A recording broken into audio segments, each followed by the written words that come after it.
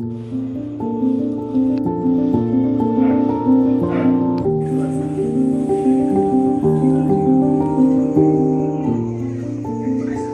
10वीतील मुलं तुमच्या समोर एक प्रोजेक्ट सादर करीत आहे। आमच्या शाळेचे नाव स्वर्गीय आबासाहेब देशमुख विद्यालय वडोदा आहे। आमच्या ग्रुपचे नाव आदर्श ग्रुप आहे।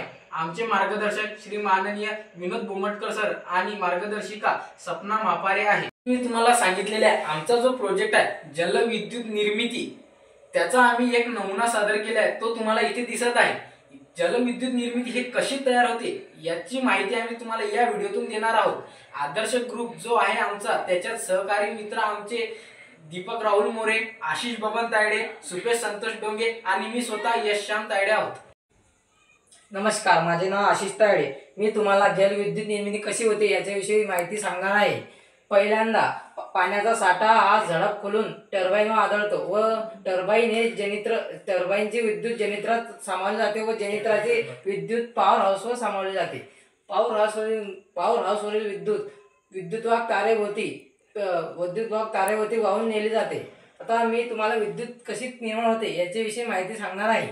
पहिल्यांदा हा ए व बी हा पाण्याचा साठा आहे आणि हे जे तुम्हाला दिसत आहे हे आहे झडप जेव्हा खुलते तेव्हा पाण्याचा साठा हा प्रवाह बनून टर्बाईन आदळतो व टर्बाईन फिरू लागते। टर्बाईन फिरल्यामुळे जनरेटर विद्युत निर्मिती होते। जनरेटर विद्युत निर्मित झाल्यामुळे ते पॉवर हाऊसमध्ये साठवले जाते व पॉवर हाऊसमध्ये विद्युतवाहक तारेभोवती जेथे जाणे आहे तेथे जाते पोहोचते। संबंधित आशिषने जे आपल्याला माहिती दिली त्याचप्रमाणे जलविद्युत निर्मिती संबंधित दीपक आपल्याला काही फायदे सांगणार आहे।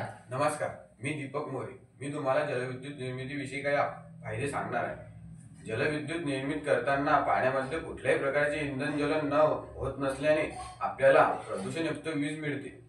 धरणात पुरेसा साठा असल्यास पाहिजे तेव्हा जलविद्युत निर्मिती करणे आवश्यक आहे। वीज निर्मिती करताना धरणातून पाणी जरी वापरले गेले तरी पावसामुळे धरण पुन्हा भरले जाते व वीज निर्मिती अखंड होऊ शकते। अखंड वीज निर्मितीमुळे आपल्याला पुरेल तेवढी वीज निर्मिती मिळू शकते व आपल्याला विजेची कमतरता। जसे की जलविद्युत निर्मिती संदर्भात दीपक आणि आशिष यांनी आपल्याला सांगितलेले आहे जलविद्युत निर्मितीचे महत्त्व आणि फायदे जे सांगितले, त्याचप्रमाणे सुपेश आपल्याला जे आपल्या मनात प्रश्न निर्माण होतात तो या व्हिडिओच्या मार्फत आपल्याला। नमस्कार, माझे नाव सुपेश।